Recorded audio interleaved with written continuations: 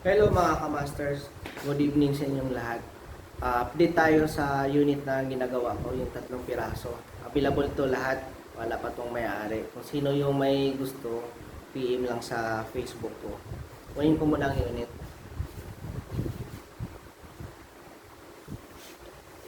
Ito pala siya pag may pad, yan, may scoop. Ganito yung forma niya. Yan.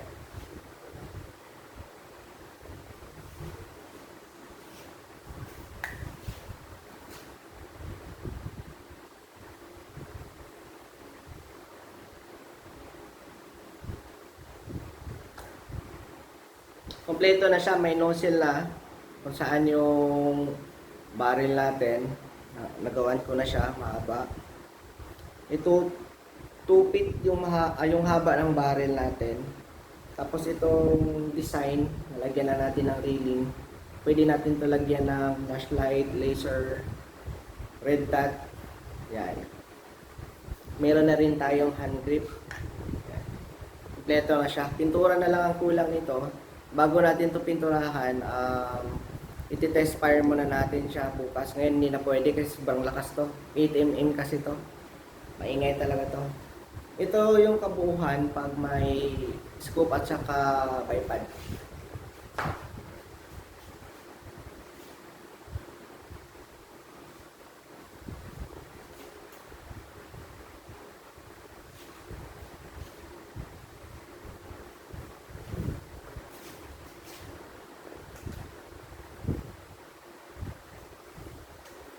Itong bat natin, hindi ko to ipipix. Removable to siya, detachable to siya. Pwedeng forward, pwedeng backward.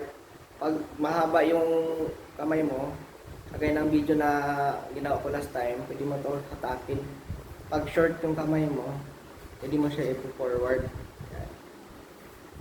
Kumbaga, adjustable siya.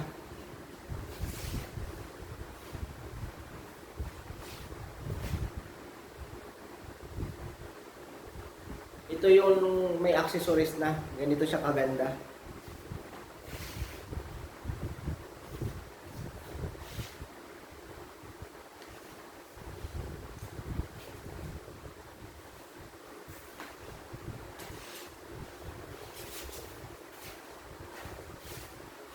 Ito yung isa.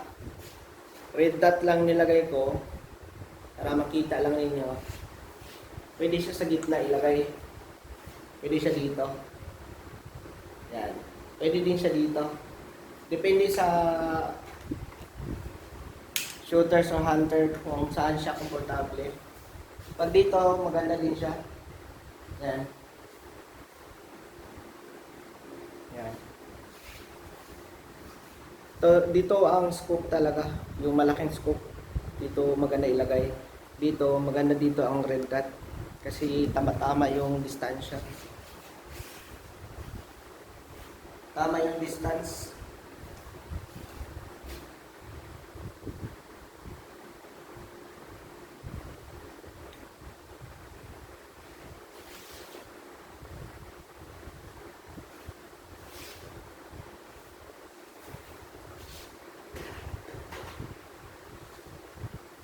Ito yung walang scoop, wala lahat, accessories wala. Kumbaga ito yung unit only. Yan. May bat. Siyempre, bat meron talaga yan. Railing, scoop, flashlight, laser, or red dot. Meron na rin siyang pang bipod. Yan. Meron siyang another assessment holder para sa vibration sa barrel. Meron na rin siyang nozzle. Yan. Ito yung ito na fix. Pwede ito tatanggalin. Maikot lang din niya siya. Removable din to. Yan.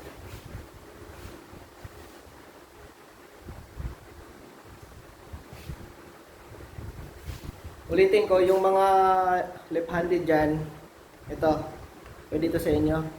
Kasi double purpose yung kasahan niya. Pwede left-handed, pwede right-handed. Yan, naikot-ikot lang siya. Double purpose kasi yung natin, laruan na ginawa. Pwede sa left, pwede sa right. Kasi may nag-request sa akin last time, gusto daw niya ng left. Sabi ko, sige gawa tayo. Kaya ito na yung request mo boss, kilala mo kung sino ka. Kung may budget ka ulit, PM mo lang ako.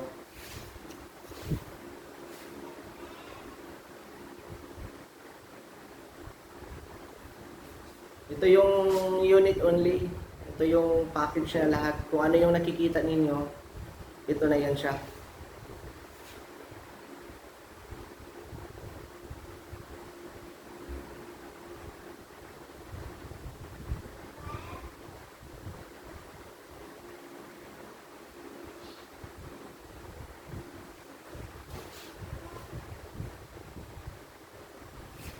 Ngayon ko lang ito nailagay. Itong mga accessories na to, yung mga reeling na to. Pati yung hand grip niya, ngayon ko lang nailagay, pati yung sa bipod. Pintura na lang ang kulang nito. Pati magti-test fire tayo pag may time ako. Hindi natin to pwede pa putukin ngayon kasi medyo malakas ang putok nito kasi 8mm to. Especially gabi na. 11 na. Pagalitan tayo. So hanggang flex lang muna tayo. Kung sino yung may interesado dito sa laruan na to, PM lang niyo ako sa presyo.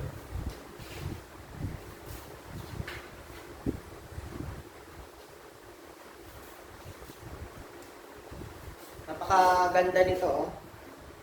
Pag may mga accessories na siya na kagaya ng bipod, ito bipod, telescope. Pag complete set na to, ganda nito.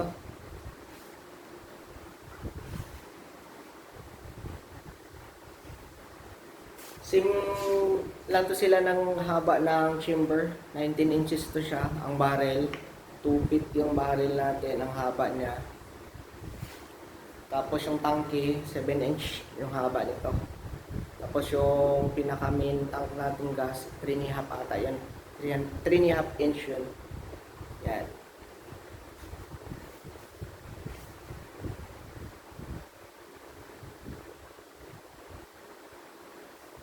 Straight talaga yung barrel natin, oh. Barrel papuntang exhaust. Talagang straight talaga siya.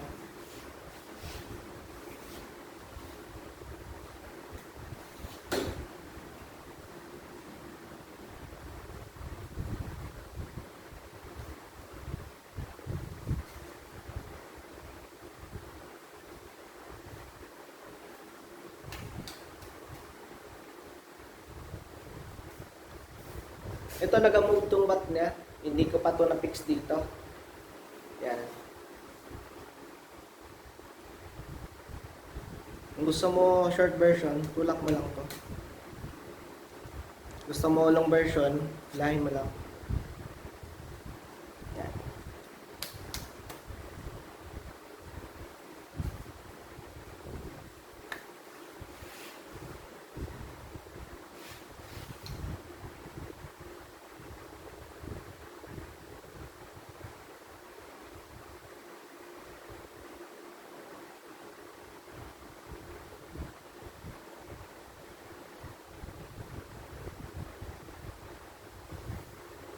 Thank you mga masters.